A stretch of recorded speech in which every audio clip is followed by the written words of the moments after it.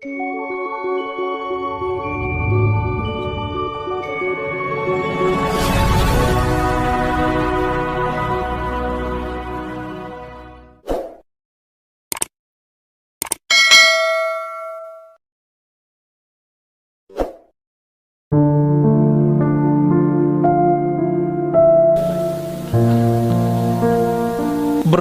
hakikat mengenal diri itu 3 perkara, kata beliau. Jadi cara mengenal diri itu ada 3. Yang pertama, mengenal asal kejadian diri. Nah, ini langsung diputus. Kalau kita biasanya asal kejadian diri dari tanah, gitu ya. Oleh Datuk Kelampayan langsung dipotong.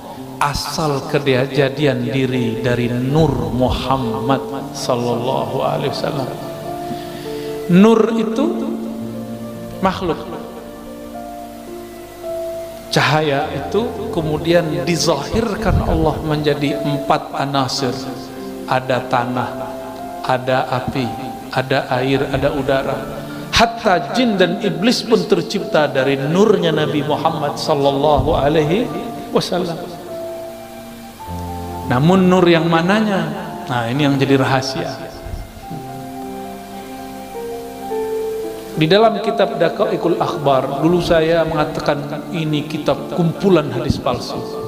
Ternyata di dalamnya ada beberapa asrar-asrar ma'rifat yang disembunyikan para ulama di dalamnya. Mulailah kita sadar, tidak boleh menghina apa saja. Orang pemaksiat pun kita tidak hina, apalagi kitab yang dikarang oleh para ulama. Ya, di Daqaiqul Akhbar disebutkan di alam ruh, di saat seseorang memandang kepada Rasulullah, jika dia memandang kepada kepala Rasul, maka dia nanti di bumi akan jadi pemimpin. Jika dia memandang dadanya Rasul, dia nanti jadi apa? Mandang tangannya Rasul, nanti jadi apa? Sudah disebut. Maka semua pekerjaan kita ini itu hanya ulangan dari apa yang kita pandang dulu di alam ruh. Saya duduk di sini, guru-guru ada di sini, jamaah ada di depan. Semuanya menunjukkan apa yang dulu pernah kita lakukan di sana. Cuma mengulang. Bedanya dulu ruh itu tidak laki, tidak perempuan. Sekarang kita jadi laki, bukan perempuan. Ada yang perempuan, tidak laki-laki. Jadi bagaimana cara mengenal diri yang pertama?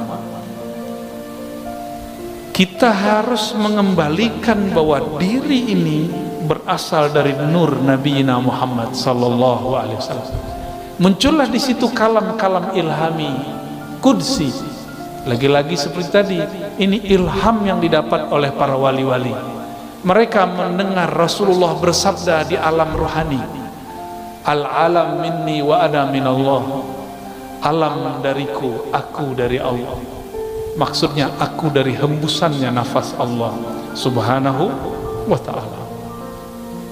Ternyata di kitab Sirrul Asrar pun disebut, yang dinisbatkan kepada Syekh Abdul Qadir Al-Jailani, al-alam minni wa ana minallah, dan sejenisnya. Ada kalimat-kalimat sejenis ini.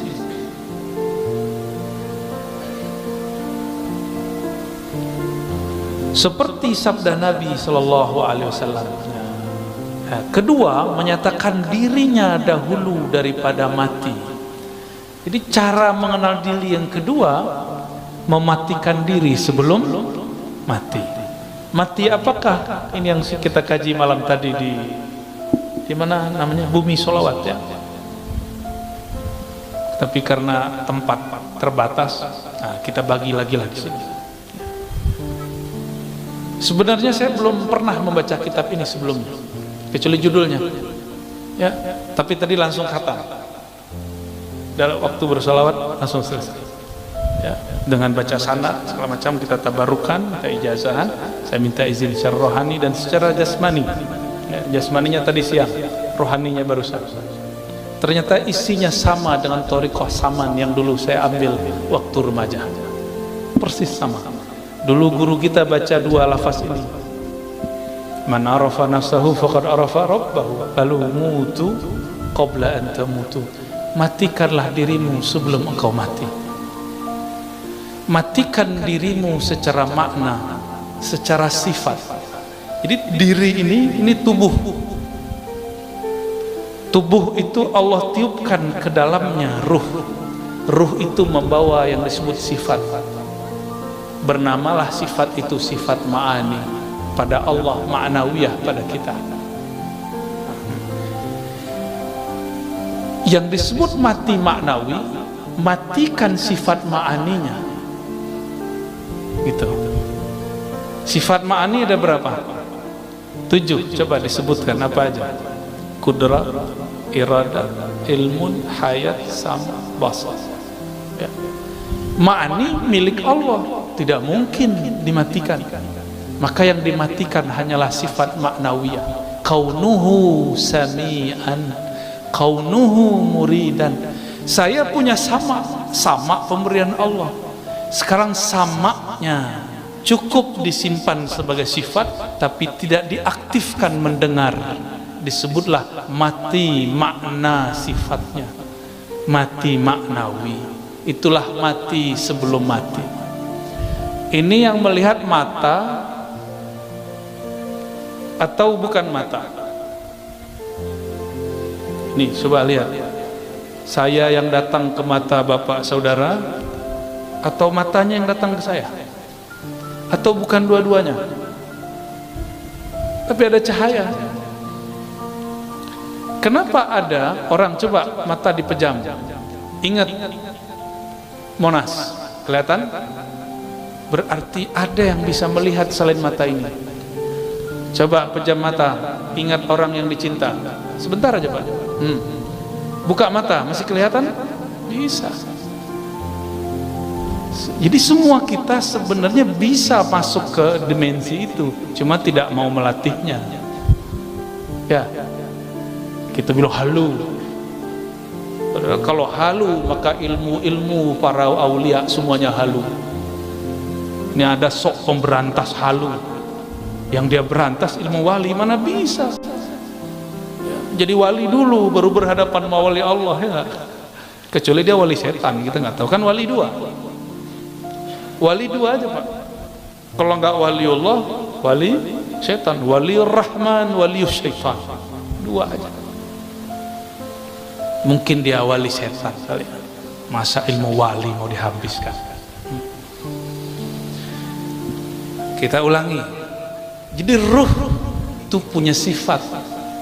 Sifat dia tidak mungkin dimatikan, tapi sangat mungkin sifat itu dinonaktifkan, diistirahatkan. Contoh sederhana, kalau kita rindu seseorang, kita pandang wajahnya di handphone, disapa oleh orang, jawab nggak?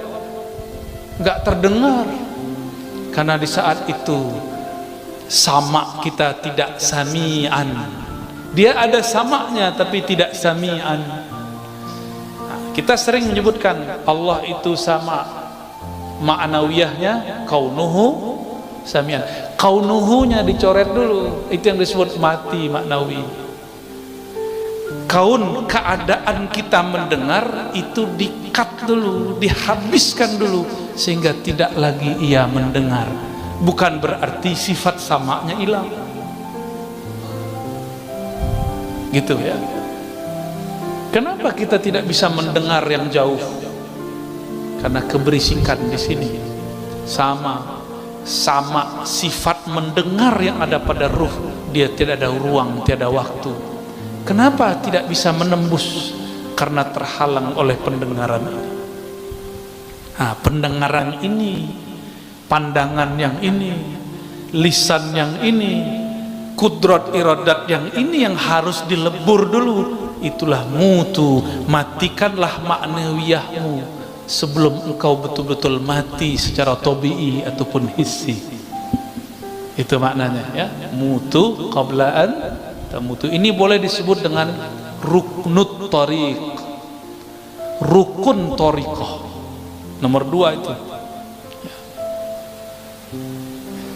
Coba kita lihat kalam beliau. Bermula setengah daripada mematikan diri itu seperti dikatakan dengan lidahnya dan diiktikadkan di dalam hati. dibaca la qadirun wala muridun wala alimun wala hayyun wala sami'un wala basirun wala mutakallimun fil haqiqah illallah. Nih. Bagaimana cara mematikan? Lisan berkata la qadirun, tidak ada yang berkudrat, yang berkuasa. Wala alimun, tiadalah, wala muridun, tiadalah yang berkehendak, beriradah, tiadalah yang alim, tiadalah yang punya hayat, tiadalah yang mendengar, tiadalah yang memandang, tiadalah yang berkalam pada hakikatnya kecuali Allah. Itu ini udah usul langsung nih, langsung usul ini. Ini usul level 3. Ini usul pertama, kesadaran Nur Muhammad. Ya. Kesadaran Nur Muhammad. Kemudian usul yang berikut adalah mematikan sifat maknawi. Selama saya masih mengatakan sayalah yang berkuasa, maka kuasa saya terbatas. Selama saya masih mengatakan ini iradahku, iradahnya belum bisa berkekuatan kun fayakun. Selama ilmunya masih ilmuku, gelarku, doktorku, syekhku, gelar ijazahku, selama masih itu, maka ilmunya akan terbatas dengan otaknya yang sempit. Wala hayyun, jika dia masih menganggap dirinya hidup karena air dia minum, karena makan, maka nanti orang-orang itu akan menyekutukan Allah dengan nasi. Nanti ada masa di akhir zaman paceklik, orang-orang tidak bisa makan karena tidak ada yang dapat dimakan. Di saat itulah turun keluar Dajjal bawa makanan. Akan banyak nanti orang ganti agamanya karena meyakini hayatnya ada pada makanan. Ashabul Kahfi selesai di bidang ini, maka dia mengatakan hayat kami di tangan Allah, hayati hayatuna hayatullah fil haqiqah. Maka dengan itu Ashabul Kahfi 309 tahun pun masih Allah hidupkan. Maka mereka itu aulia kekasih Allah yang karam fana dalam sifat hayatnya Allah subhanahu wa ta'ala. Coba ada orang tidak makan sebulan, mati Pak? Mati ya? Betul? Benar? Orang yang mati kebanyakan nggak makan ya? Emang orang mati minum kan nggak juga? Tapi secara lahiriah kita memandang banyak orang mati karena kelaparan. Tapi kenapa Ashabul Kahfi 309 tahun tidak mati? Karena hayat itu milik Allah. Kalau Allah belum ambil ya nggak mati. Wala sami'un wala basirun. Kalau pendengaran ini 10 meter sudah tidak terdengar. Tapi kalau sami'nya sudah dimatikan, maka Allah lah yang mendengar. Allah memperdengarkan kepada kita. Inilah yang disebut kasyaf sam'iyah. Kasyaf secara sama. Disinilah banyak para wali mendengarkan kalimah-kalimah.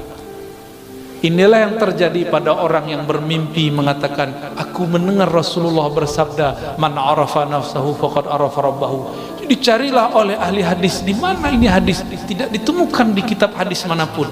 Ternyata itu kalam Sayyidina Muaz ketika bertemu Sayyidina Nabi SAW secara ruhani. Karena samaknya bukan lagi samak yang ini. Coba datang ke Raudhah, datang ke makbarah Nabi SAW, bisa dengar Nabi? Coba baca salam, Assalamualaikum ya Sayyidina Rasulullah, bisa dengar jawabnya? Karena pakai telinga ini. Coba matikan samakmu, engkau akan mendengar Nabi menjawab. Ya. Kenapa ziarah terasa hambar? Karena ziarah baru dengan sifat maknawiyah kita, belum dimatikan sifat maknawiyahnya. Jadi ini tips kalau mau ziarah kubur, pakai ilmu mutu qabla an tamutu, matikan sifat maknawiyah sebelum engkau betul-betul mati.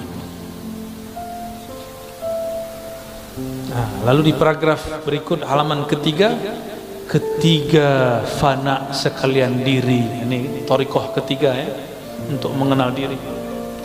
Ketiga fana sekalian diri itu di dalam kudrat Allah dan iradat Allah dan ilmu Allah, seperti firman Allah, kullu syai'in halikun illa wajhah. Segala sesuatu halik. Apa arti halik? Binasa, mati. Halik itu nama lain dari mati, hancur, binasa, karam. Illa wajhah, kecuali wajhullah. Jangan dibayangkan wajah. Apa makna wajah? Fungsi wajah apa Pak? Kita memandang dengan wajah atau memandang dengan apa ini? Ini belakang namanya apa? Nah, ini leher. Kita memandang dengan wajah atau dengan leher? Memandang dengan wajah atau memandang dengan tangan? Apakah memandang dengan lutut? Tidak. Maka disebut ini wajah adalah alat untuk memandang dan objek untuk dipandang. Kalau guru dulu melamar, itu memandang wajah atau memandang lantai guru? Memandang wajah ya. Yang dipandang wajah. Lalu disebut wajhullah. Apa makna wajhullah? Jangan, Allah itu bukan jisim, bukan fisik, bukan benda, juga bukan benda-benda metafisik. Yang penting Allah bukan sesuatu yang dapat digambarkan. Apa yang terbayang di pikiran Allah, tidak begitu. Begitulah akidah Ahlus Sunnah. Lalu apa yang dimaksud wajah? Maka ulama kita mengambil makna wajah itu adalah hakikat ihsan. Engkau beribadah kepadanya seakan memandangnya. Allah tidak punya fisik seperti ini. Maka kapankah seorang hamba memandang kepada wajahnya? Di saat seorang hamba memandang ke dalam wajah kolbunya. Kolbunya Bani Adam, jika dia hidupkan nama Allah di dalamnya, itulah wajhul asma, wajah nama Allah subhanahu wa ta'ala. Maka nanti di saat semua kolbu mati, hanya kolbu yang di dalam kolbunya terpancar wajah nama Allah yang tidak binasa. Ya. Tiap-tiap sesuatu binasa melainkan zat Allah. Nah, beliau mengartikan wajah di situ zat Allah. Namun saya mengurai bahwa wajah di situ bisa diartikan nama, bisa diartikan fi'il af'al, bisa diartikan sifat, dapat diartikan zat. Adakah nama tanpa zat? Nama beliau ini ada karena memang ada zatnya. Kita sebut guru yang alim. Alim itu sifat. Karena ada gurunya, maka ada alimnya. Coba bayangkan alim tanpa ada orangnya. Bisa? Ini warnanya apa ini? Putih, hijau. Apa ini? Hijau, kita sebut hijau. Tembok hijau, kaligrafi hijau. Sekarang bayangkan hijau tapi tidak ada kaligrafinya. Bisa? Tak bisa. Baju saya putih. Coba pisahkan putih dari baju. Bisa? Tak bisa. Maka maksud Datuk Kelampaian mengartikan zatullah itu tercakup pada nama, sifat, af'al dan zatnya. Gitu ya. Dan lagi firman-Nya, innani anallahu la ilaha illa ana fa'budni wa aqimis salata li dzikri. Ini surat Thaha. Artinya bahwa sesungguhnya akulah Allah, tiada Tuhan hanya aku, maka sembah olehmu akan daku, dan kerjakan olehmu akan sembahyang 5 waktu karena menyebutku. Ini terjemahan beliau. Lalu beliau mengatakan, syahdan wajib kita mengikut amr Nabi sallallahu alaihi wasallam. Amrnya ini artinya perintah. Dan menjauhi segala larangannya supaya mudah-mudahan termasuk kandung Abdullah, yakni hamba Allah Ta'ala yang kamil pada kehambaannya. Setelah itu hendaklah kita kerjakan musyahadah keesaan zatnya, dan muraqabah dan muhadarah. Nah, ada 3 di situ ya. Ini yang unik, ini yang berbeda daripada Datuk Kelampayan dengan beberapa ulama-ulama yang lain. Beliau menambahkan namanya muhadarah. Pertama musyahadah ya. Itu paling tinggi. Bawahnya turun muraqabah. Turun lagi muhadarah.